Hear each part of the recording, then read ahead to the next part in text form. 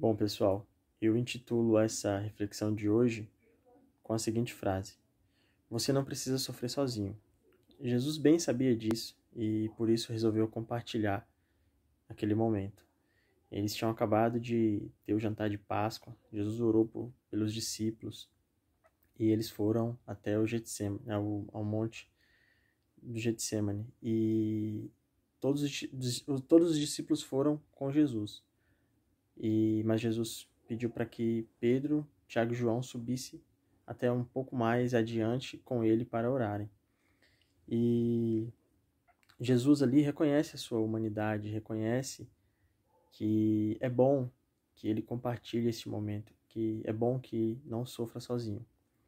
E com isso, a primeira lição que eu aprendo aqui com Jesus nesse texto é justamente reconhecer a minha humanidade e reconhecer que eu preciso dos outros. Eu preciso do meu companheiro, né? Dos meus amigos, das pessoas que estão ali do meu lado. Eu preciso compartilhar as minhas dores. É claro que não precisa ser com todo mundo. Não precisa ser um livro aberto, onde eu esteja aí falando para todo mundo das minhas dores, das minhas angústias. Mas Jesus ali também não fez isso. Ele não saiu falando para todos os discípulos. Ele levou Pedro, Tiago e João com ele para viver esse momento um pouco mais íntimo e pedir ali para que eles estivessem com eles. Eles pouco poderiam fazer por Jesus, mas só a presença deles iria aliviar esse momento de Jesus. Então Jesus não hesitou em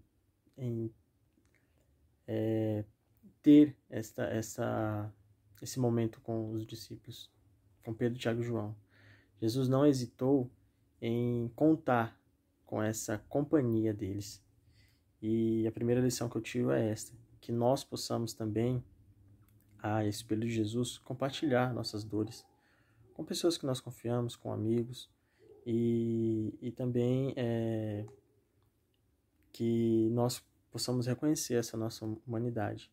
E a gente só consegue isso com bastante humildade. Saber que nós não somos super-heróis, que nós não precisamos aguentar tudo sozinhos, que o outro não tem o que me oferecer, porque às vezes só um abraço já ajuda muito, só um abraço já alivia muito.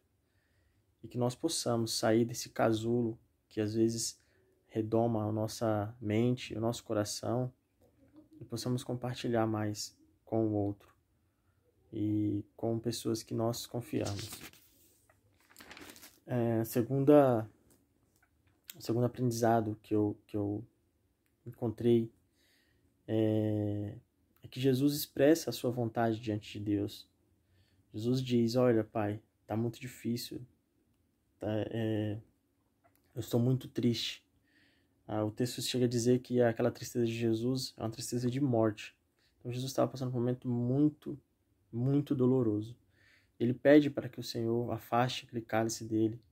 Ele pede para que o Senhor alivie, o livre daquilo. Ele pede para que ele não precise beber daquele cálice. Mas o final da sua oração é que é o mais magnífico. E ele diz: mas que seja feita a tua vontade, Pai, não a minha. E Jesus aqui dá mais um exemplo de humildade e de subserviência a Deus. E nós podemos aprender isso com Jesus também. Nós podemos seguir esse exemplo de Jesus. Em nossas orações, nós, sim, expormos diante de Deus o nosso desejo, o que nós gostaríamos que acontecesse, como nós gostaríamos que fosse, mas também deixar a liberdade para que Deus haja da melhor forma, da sua vontade, que a Bíblia diz em Romanos 12, capítulo 12, versículo 2, que a vontade de Deus é boa, perfeita e agradável, e que nós possamos confiar nessa vontade dele e em nossas orações. Então, seguir essa dinâmica de Jesus, em expressar a nossa vontade, expressar ao Senhor o que nós gostaríamos que acontecesse, como nós gostaríamos que as coisas fossem, mas também, principalmente, se colocar debaixo da vontade de Deus. E eu tenho certeza que Deus olha muito pelo que nós desejamos. Mas às vezes os nossos desejos, a gente não percebe, não sabe, mas os nossos desejos vai acabar trazendo mais ruína. E a própria Bíblia diz que se um filho pedir pão, o pai não vai dar pedra. Se o filho pedir pedra, o pai não vai dar pão. Algo mais ou menos assim, mas que o pai sempre dá o melhor para o seu filho. E assim Deus é conosco. E às vezes nós não entendemos como que as coisas se desenrolam. Nós pedimos uma coisa e às vezes outras acontecem. Mas a gente precisa confiar que ao se colocar diante de Deus, Ele está no controle de tudo. E muitas vezes a gente acaba confundindo também a vontade de Deus com a permissão de Deus. Tem coisas que Deus não queria que fosse do jeito que é, mas Ele permite acontecer por causa do nosso duro coração, por causa da nossa resiliência ali em querer que as coisas sejam do nosso jeito. A própria humanidade é assim, né? Então, muitas vezes Deus permite que as coisas aconteçam, mas não necessariamente essa seria a vontade dele. Ele teria preparado algo muito melhor. Mas por causa do nosso coração duro, infelizmente as coisas são diferentes. Essa frase de Jesus é magnífica, né? Se possível, afasta de mim esse cálice, mas que seja feita a tua vontade. Jesus conseguiu reunir aqui em uma só frase. Ele deixou essa frase cheia de verdade e de humildade, em uma só frase. Ele se derramou ali diante do Senhor. E nós podemos sim, nós temos um Pai onde nós podemos recorrer e nos derramar diante dele. Em nossas tristezas, nossos momentos difíceis e nos momentos alegres também. Nós temos um Pai a quem recorrer e em quem nós podemos nos derramar. Que nós possamos fazer mais isso.